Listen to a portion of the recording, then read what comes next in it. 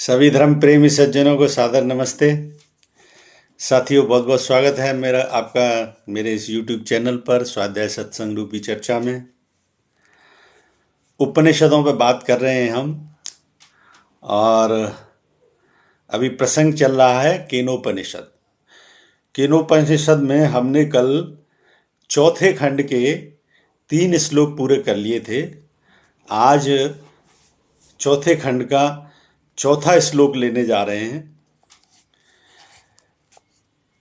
तस्य स आदेशो यदेतद्विधोतो विदुत्तता इति न्यमीमिषदा इत्यधिदैवतम्।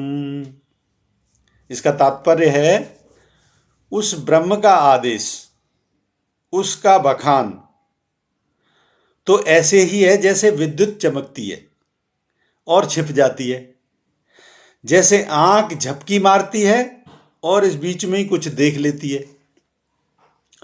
वह दिखता ऐसे है जैसे विद्युत की चमक आई और ओझल हो गई। हम देखते ऐसे हैं जैसे आंख की झपक खुली और बंद हो गई।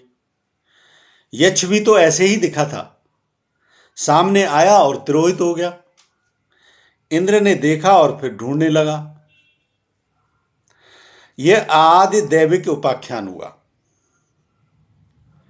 आदि दैविक का अर्थ है देवताओं के संबंध में। अग्नि, वायु और इंद्र ये भी तो देवता हैं, दिव्य गुणों वाली शक्तियां हैं। इन देवताओं को आधार बनाकर ब्रह्म की चर्चा हुई। यानी इन देवताओं को आधार बना के ब्रह्म की चर्चा का रूप दिया जा रहा है उपनिषदों के माध्यम से। अब इसका तात्पर्य क्या है कि जैसे बिजली चमकती है और ओझल हो जाती है। आकाश में जब बारिश ऋतु में बिजली जब चमकती है तो चमक उसकी दिखाई देती है और तुरंत गायब हो जाती है। उसी प्रकार से जैसे हमारी पलक झपकते हैं तो झपकने के और आंख खुली रहने के दौरान दिखाई दृश्य तभी हमको देते हैं। इसी प्रकार से यक्ष देवताओं के सामने ब्रह्म के रूप में आया और चला गया। तो इसका तात्पर्य क्या दिया गया है? यक्ष भी तो ऐसे ही दिखा, सामने आया और तिरोहित हो गया। इंद्र ने देखा और फिर ढूंढने लगा। यह आदि दैविक उपाख्यान हुआ। इसको कहते हैं आदि दैविक उपाख्यान।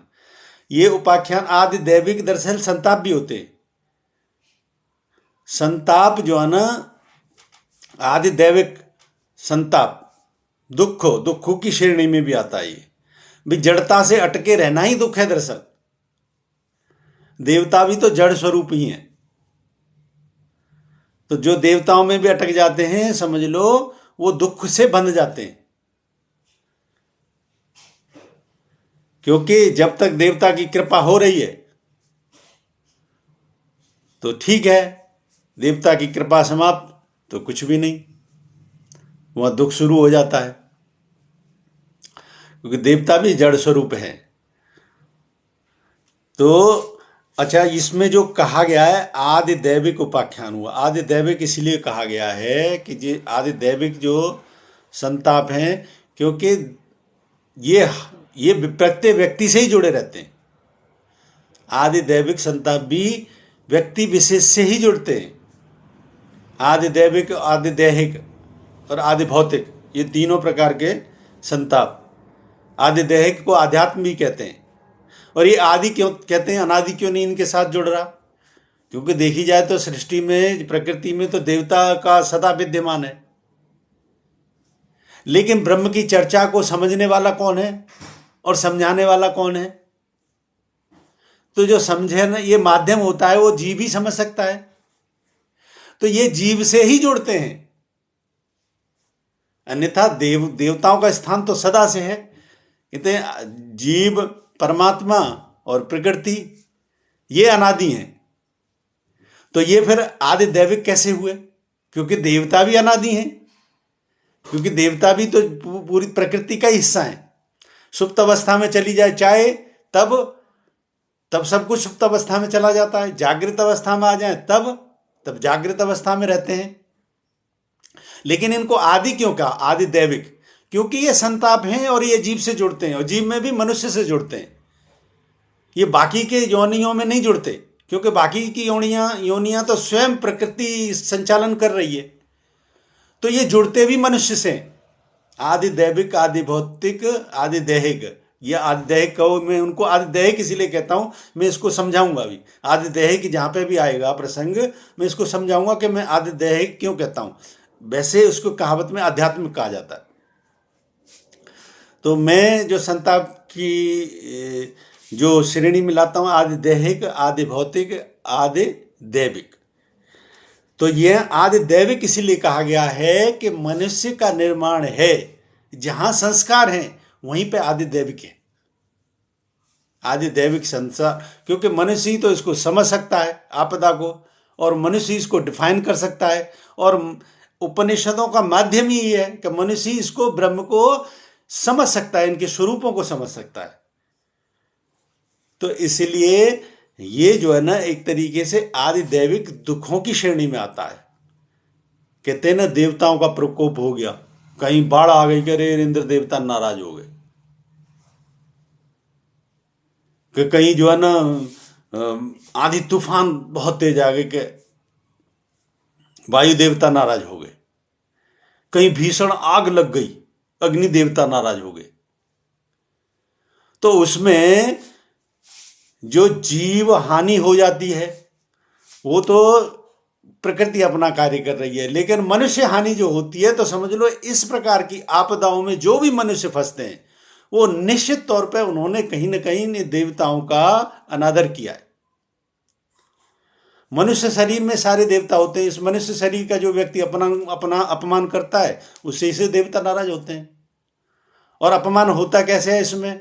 इसमें अपमान यही होता है कि जो है ना, मनुष्य का तो सीधा सिद्धांत है, जो मननशील होता है वो होता है मनुष्य। और मननशील परमात्मा ने सबको बुद्धि दी है, हाथ दिए, पैर दिए हैं। इसमें जो व्यक्ति दूसरे के अधिकारों को छीनता है, अकल्याण करता है, या प्रकृति को किसी रूप में नुकसान पहुंचता है, उसी से जुड़ते हैं ये संताप। और वही उसको उस रास्ते से गुजरना होता है। आप प्रकृति को जो है ना दूषित करोगे, तो प्रकृति आपको उतने ही उससे दूषित तरीकों से निकालेगी, फिर जब तक आपके धुल नहीं जाएंगे। यहां पे तो सब गिव एंड टेक है, everything is give and take. और इसीलिए आदि दैविक की श्रेणी में आया है, क्योंकि ये पंचभूत से जो शरीर बना है, ये पांचों देवता हैं। इसमें जिस देवता को डिस्टर्ब करोगे अपनी सीमा से बाहर, वो देवता आपको उतना ही परेशान करेगा, किसी न किसी रूप में परेशान करेगा। इसीलिए इनके साथ में आदि दैविक शब्द जोड़ा है, क्योंकि वैसे तो इनका अस्तित्व अनादि है, लेकिन आदि दैविक इसलिए कहते हैं कि मनुष्य ही इसको समझ सकता है, मनुष्य पीड़ा को समझ सकता है, मनुष्य इनके सुख स्वरूप को समझ सकता है। और जिस प्रकार से मनुष्य इनको सुख के रूप में धारण करेगा तो सुख के हेतु बनते हैं, दुख के रूप में धारण करेगा दुख के हेतु बनते हैं। सीधा साधा हिसाब है। एक और श्लोक लेते हैं।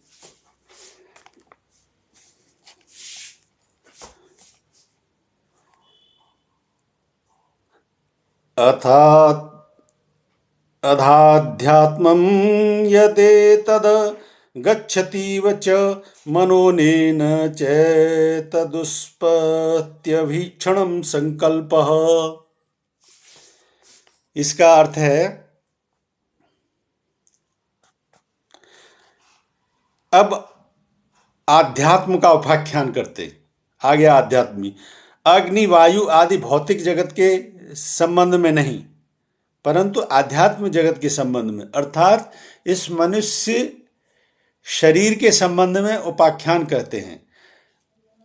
ऐसा जो प्रतीत होता है कि मन जाता है और दूर चला जाता है हर क्षण, या तो बीते हुए को स्मरण करता है या आगे के लिए नवीन संकल्प करता है। इसका कारण भी ब्रह्म ही है। सारी गतिविधियों का कारण ब्रह्म है। अब इसमें क्या समझाया है, इसमें जो है ना बताया गया है, अब आदि दैविक से आध्यात्म में आ गए। ये आदि दैहिक मानो इसको। आदि दैहिक कैसे, वो ज्यादा आसानी से समझ में आएगा। वो कैसे आएगा समझ में आसानी से, क्योंकि जो हमारे मन ने पूर्व जन्म में जिस प्रकार के संकल्प किए थे वो सब जुड़ के चले के आते हैं। अगर वो बंधकर किए थे, मोह के अधीन किए थे, अटैचमेंट के साथ कर्म जितने भी किए थे वो सब जुड़ के आते हैं। तो इसलिए इसमें बताया गया कि या तो मन हमारा पास्ट में सोचेगा या फिर आगे के संकल्प लेगा, और इसीलिए मन हमेशा सुख से वंचित रहता है क्योंकि सुख वर्तमान में होता है।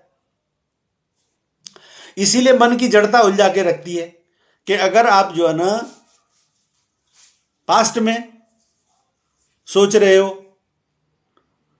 तो फिर क्या है, यानी आप पिछले जो है ना कर्मों का स्मरण कर रहे हो, और अगर आप भविष्य के बारे में सोच रहे हो, भविष्य के लिए योजना तैयार कर रहे हो तो भविष्य के संकल्प बना रहे हो, तो भविष्य के लिए जो भी निर्माण कर रहे हो, लेकिन वर्तमान से आपका चला गया। तो हमारा मन भी तो वैसे ही है।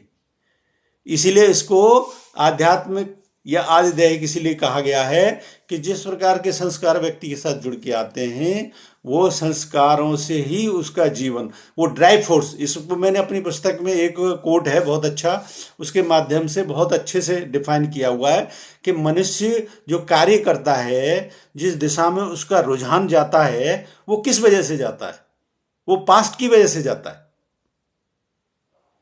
पास्ट के संस्कार जो है ना वो जोर मारते हैं उस दिशा में जाने के लिए, और फिर व्यक्ति अगर वो पास्ट के संस्कारों के आधार पर ज्यादा जीवन है तो फिर उसी प्रकार के संकल्प भविष्य के लिए भी करेगा। और वर्तमान में जीने की कहीं से झलक मिल गई तो फिर वहां से अध्यात्म उसका शुरू होता है। इसलिए इसको अध्यात्म कहा गया है कि सुख और दुख इसके साथ ही जुड़े हुए हैं। उसी प्रकार से सुख और दुख व्यक्ति को प्राप्त होते हैं। इस प्रकार से आज हमने ये 2 श्लोक पूरे किए, और इन दोनों के माध्यम से, एक के माध्यम से हमने आदि दैहिक को समझा, संतापों को, और दूसरे अध्यात्म को, और उपनिषदों के माध्यम से ये ब्रह्म को समझाने का एक तरीका है, ब्रह्म की चर्चा को समझाने का तरीका है। तो मुझे उम्मीद है ये चर्चा पसंद आ रही हो। पसंद आ रही है तो मेरे वीडियो को लाइक करें, शेयर करें, बने रहें मेरे साथ। बने रहने के लिए बहुत बहुत धन्यवाद। इत्योम सम, नमस्ते।